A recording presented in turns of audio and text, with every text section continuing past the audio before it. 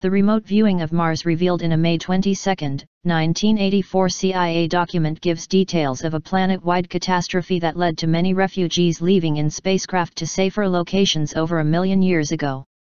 This leads to the intriguing possibility that a flash-frozen civilization recently found in Antarctica with cannibalized spacecraft nearby was the remnants of a colony originally established by Martian refugees. Such a scenario is consistent with the claims of secret space program whistleblower Corey Goode, who says that extraterrestrial refugees have been finding sanctuary on Earth for at least 500,000 years, and that preparations are currently underway to officially disclose excavations of a flash-frozen Antarctica civilization. Back in March 28, 2016, Goode described various insider sources that had told him about the influx of refugees from other planets during Earth's history. And it seems that more recent information that I've gotten is telling us that the Earth received refugees, at different points in history, from a couple of different planets, at least, in our solar system where the planets failed and inhabitants left and came to Earth as refugees. Goode said that Mars was one of the planets from which the refugees originated. The Martians were highly advanced technologically with anti-gravity spacecraft. They engaged in aggressive warfare that led to planetary catastrophe and refugees leaving for Earth. Goode relates what he was told by inhabitants of the inner Earth. And the people in the Inner Earth Council stated that the different inhabitants of the planets in our solar system were extremely advanced technologically and extremely aggressive, and that they destroyed their civilizations and had to be relocated here as refugees by other ET races that came in.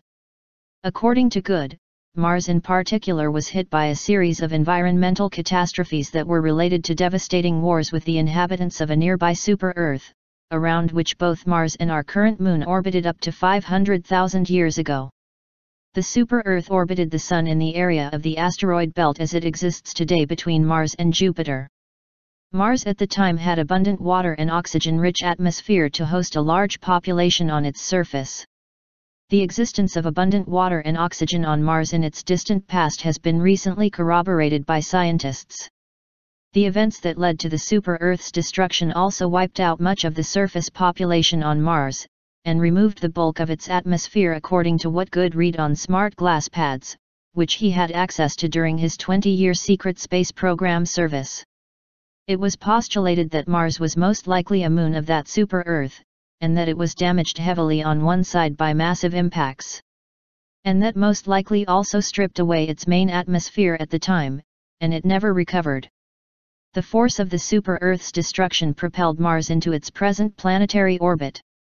So was there a super-Earth that was destroyed in a titanic battle, which resulted in one of its moons being sent into Earth orbit, and another being sent into its present orbit as the planet Mars? The first major scientist to seriously research the possibility that the asteroid belt is the remains of a former planet is Dr. Thomas Van Flandern, who was the chief astronomer at the U.S. Naval Observatory. He wrote several academic papers on what he described as the exploded planet hypothesis, which suggested that the main asteroid belt in our solar system arose from the destruction of a large planet around which Mars once orbited. Putting all this evidence together, we have strong hints for two original planets near what is now the main asteroid belt, hypothetical Planet V and Planet K. These were probably gas giant planets with moons of significant size, such as Mars, before they exploded. The above summarizes evidence that Mars was not an original planet, but rather a moon of a now exploded planet occupying that approximate orbit. Many of these points are the expected consequences of having a massive planet blow up nearby, thereby blasting the facing hemisphere and leaving the shielded hemisphere relatively unscathed. Especially significant in this regard is the fact that half of Mars is saturated with craters, and half is only sparsely cratered. Van Flandern's exploded planet hypothesis lends scientific support to Goode's claims about both the Moon and Mars being two former moons of a super-Earth. The CIA's remote viewers' claims of the history of Mars is therefore supported to varying extents by both Goode and Van Flandern's information. The remote viewer, as discussed in Part 1, described a planet with violent storms and volcanic activity that was very green. This certainly sounds like Earth, which at the time was likely the only planet in our solar system that would fit such a description. This leads to the question of whether the escaping Martians established colonies on Earth, at least one of which was in Antarctica. In the remote viewer's description of Mars, he described them as very tall and thin, and also possessing spacecraft used to transport refugees to the safe location Earth. This is consistent with what Good claims to have encountered when he was taken to Antarctica in early January 2017 to see firsthand what was being secretly excavated. In a January 24 private briefing, Good confirmed his earlier reports about a pre-Adamite civilization found flash-frozen in Antarctica which was very tall and thin. He described 3 30-mile-long oval-shaped spacecraft nearby that appeared to have been cannibalized. Such large ships would have been ideal space arks carrying many thousands of fleeing Martians as described by the remote viewer. In earlier interviews, Good described being taken into the interior of Antarctica, well under 2 miles of ice, and witnessed that it was volcanically very active, and that abundant thermal energy was available to be used as a power source.